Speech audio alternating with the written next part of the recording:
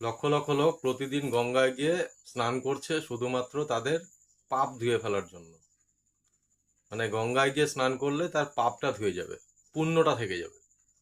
মানে কি আশ্চর্য ব্যাপার না? মানে সে এবার গঙ্গায় গেল, তার শরীর থেকে মন থেকে তার যে যে পাপ কাজ করেছিল সেই পাপ কাজটা ধুয়ে বেরিয়ে যাবে। মানে মা গঙ্গা তার শরীর বা মন থেকে শুধু পাপটাকে ধুয়ে বার করে দেবে, মানে পুণ্যটা ছেড়ে দেবে, পুণ্যটা তার নেবে না। আবার কিছু কিছু লোক এমনও আছে যে সারা জীবন কোনো ভালো কাজ করলো না, কোনো পুণ্য কাজ করলো না, শুধু গঙ্গায় গিয়ে স্নান করে ভাবলো আমার পুণ্য হয়ে গেল। তো এটা কি সম্ভব?